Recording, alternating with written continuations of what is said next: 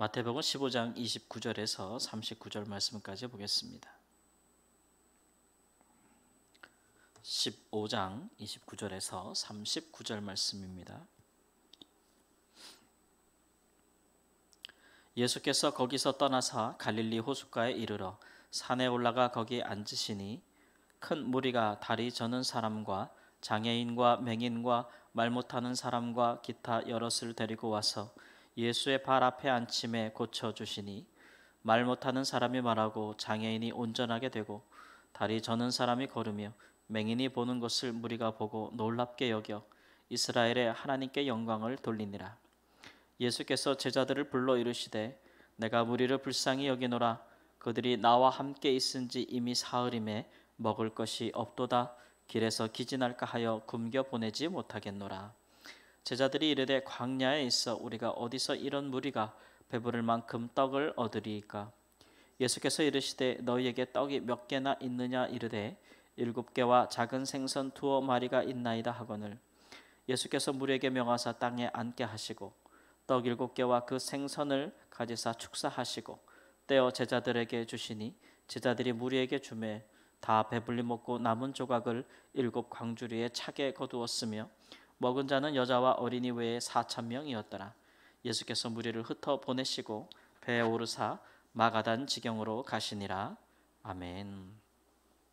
이방 땅으로 나가셨던 예수님께서 다시 이제 갈릴리 유대인들의 사는 곳으로 돌아오셨습니다. 그런데 예수님께서 돌아오셨는데도 사람들이 사는 마을로 들어가지 않으시고 광야로 가셨어요. 그러니까 여기 보면은 29절에는 산으로 가셨다 이렇게 말씀하고 있고 또 33절에 보면 제자들이 우리가 지금 광야에 있습니다 이렇게 이야기하잖아요. 그러니까 사람들이 사는 곳에 있지 않고 사람들이 살지 못하는 빈들 또 광야로 다시 거기 나가셨다 이렇게. 그러니까 지금 예수님께서 이방 땅으로 잠시 피하신 이유도 바리새인들과의 충돌 때문이 아니겠습니까? 충돌이 격화되고 또 바리새인들이 예수님께 대하여 다분히 의도적인 목적으로 자꾸 와서 부딪히니까 예수님께서 이제 이방 땅으로 가신 것이죠.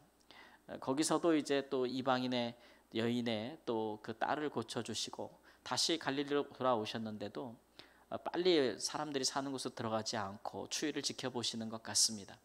그럼에도 불구하고 이제 큰 무리가 예수님이 오셨다는 얘기를 듣고 또 예수님께 광야에 모여들었다. 그 무리가 뭐 남자만 성인 남자만 4,000명이 넘었다 그러니까 정말 말씀대로 큰 무리라고 할 수가 있겠죠. 특별히 그들이 올 때에 이제 장애인들이 많이 왔다라는 거 말씀하고 있죠. 그래서 예수님께서 그들을 이제 고쳐 주셨다. 그렇게 고치시면서 또 그들에게 말씀을 전하시는데 그냥 하루 왔다 하루 가는 것이 아니고 사는 곳에서 멀리 떨어진 곳이기 때문에 사흘이나 같이 있었다 그랬어요. 그러니까 거기서 먹고 자고 하는 거예요, 그렇죠? 네.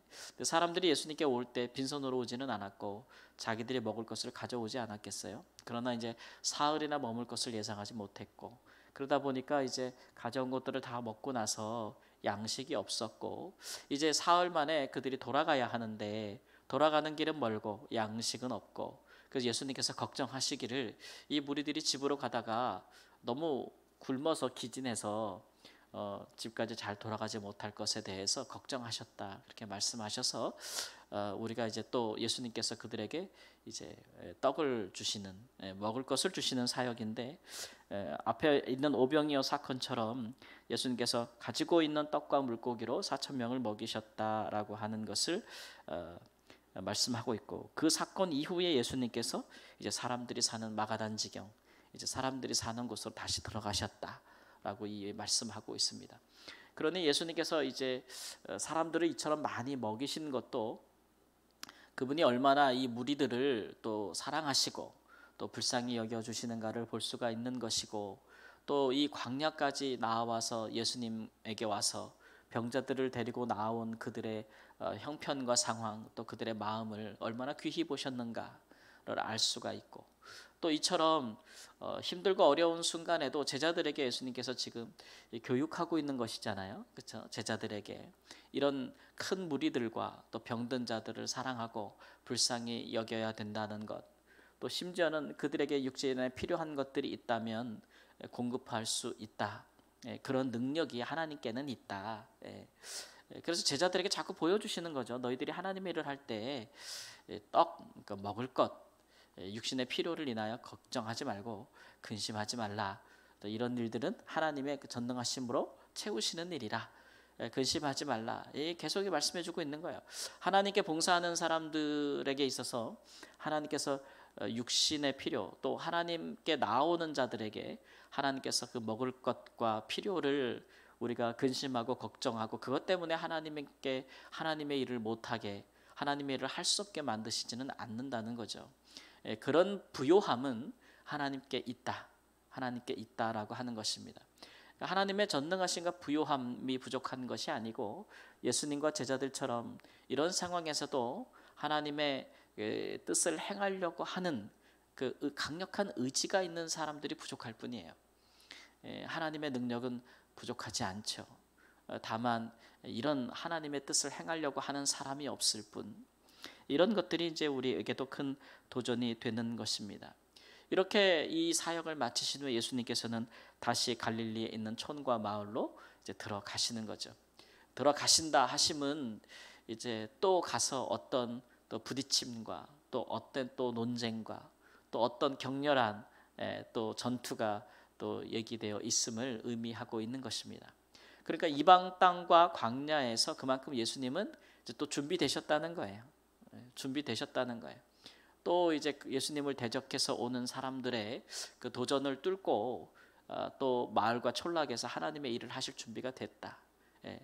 이런 것들이 참 우리에게도 필요한 일이죠. 하나님께 봉사하는 사람들은 적절하게 영육 간에 또 격렬하게 할 때가 있으면, 영적인 전투 또 선한 싸움들을 할 때가 있으면, 그러나 육신과 또 영적인 충전을 할 수 있는 시간도 필요하다. 예수님에게 있어서 영적인 충전이라는 것은 또 하나님의 능력으로 채우심을 받는 거 아니겠어요?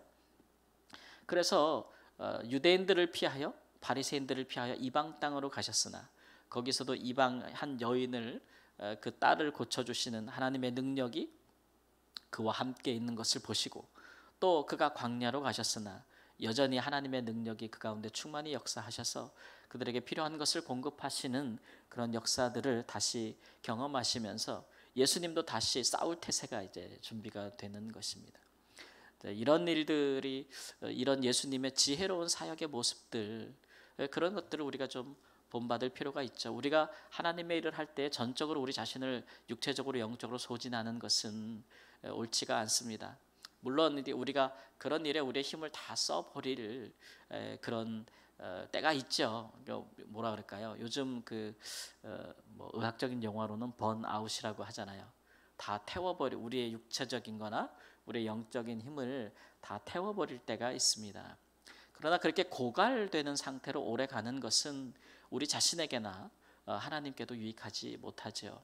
그래서 그런 부분에 있어서 따로 하나님과 더 가까이 우리의 사역하고 봉사하고 있는 일에서 잠시 우리가 떠나서 우리 자신들을 하나님 앞에서 다시 세워갈 수 있는 시간은 꼭 필요합니다. 그런 일들조차도 우리가 우리 자신에게 주지 않는다면 하나님께 봉사하는 사람들이 어떻게 새 힘을 얻을 수가 있겠어요? 우리가 하나님을 위하여 살고 하나님이 기뻐하시는 일을 한다 할지라도 또 그 일들이 단순히 그냥 꼭 교회에 속한 일들이 아니라 다 하나님의 일들이에요.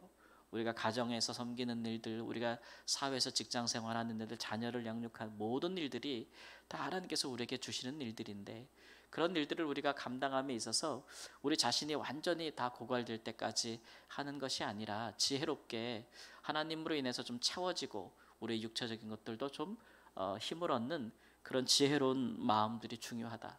한번 완전히 고갈되면 그것이 다시 세워지기까지는 꽤 오랜 시간이 필요하거든요. 근데 그런 부분들에 있어서 짐을 나누거나 혹은 좀 그런 곳으로부터 약간 자기를 좀 분리시키거나 이런 지혜로움들이 필요하다라고 하는 것이죠. 그런 방편들 또 그런 체계들을 좀 만드는 것도 지혜에 속한 일들입니다. 그러지 않겠어요? 하나님께서 이제 우리 예수님의 사역을 보면서도 그런 것들을 우리가 좀 본받게 되는 것이죠. 예. 그래서 항상 우리가 일할 때가 있으면 또 쉴 때도 있고, 또 우리 자신을 던질 때가 있으면 걷어들일 때도 있고, 그렇게 함으로써 우리가 꾸준하게 하나님의 사역을 할 뿐만 아니라 하나님께 봉사하는 것이 우리 자신에게도 유익이 되도록, 우리 자신에게도 이익이 되도록 하는 것이 좋지 않겠어요? 왜냐하면 이런 일들은 쉼이 없어요. 끊임이 없어요.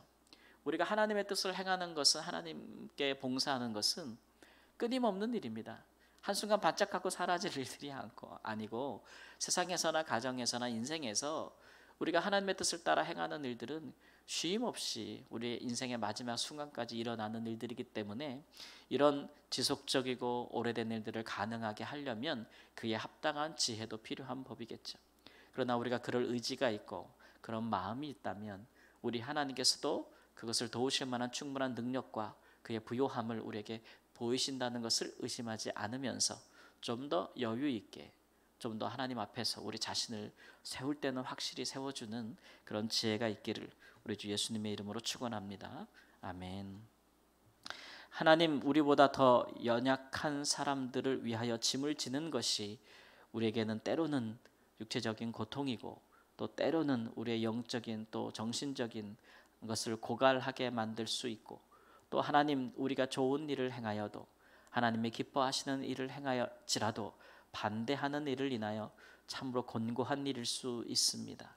그러나 하나님, 이 모든 일에 우리가 하나님 주님께 지혜를 배워서 예수님처럼 때로는 그 현장에서 떠나 우리 자신을 하나님 세우고, 하나님 또 이방 땅으로 광야로 가셨던 예수님처럼 그렇게 하나님으로 인하여 충만한 육체적인 또 영적인 하나님 충전을 할 수 있는 하나님 그런 곳이 우리에게 허락되어지도록 인도해 주시기를 주님 앞에 기도합니다. 그러면서도 하나님, 우리가 여전히 우리의 사랑 또 우리의 긍휼을 잃지 아니하도록 하시고, 하나님을 신뢰하고 그 능력을 힘입는 것에 대하여 하나님 믿음을 잃지 아니하도록 주여 도와주시고, 주의 부요하심으로 우리도 부요하게 하시고, 하나님의 충만하심으로 우리도 충만하도록 인도하여 주옵소서. 우리 인생이 그저 곤고함에만 있지 아니하도록 도와주시고, 우리가 주를 위하여 때로는 고난을 감수할지라도, 그러나 하나님 이 땅에서도 하나님의 영광과 채우심과 하나님 부요하심에 우리 자신이 그 안에서 하나님 기쁨과 감사와 위로와 큰 쉼을 얻을 수 있는 축복도 허락하여 주옵소서. 하나님 아버지, 우리의 삶 가운데 주께서 위로도 하시고, 하나님 아버지 선물도 주시고, 하나님 기쁨으로도 채워주시고, 하나님 우리 인생을 또 복주시는 하나님, 그 하나님의 크신 하나님의 역사를 우리 삶 가운데 허락해 주시는 이 주간이 될 수 있도록 역사해 주옵소서. 존귀하신 예수님의 이름으로 기도합니다. 아멘.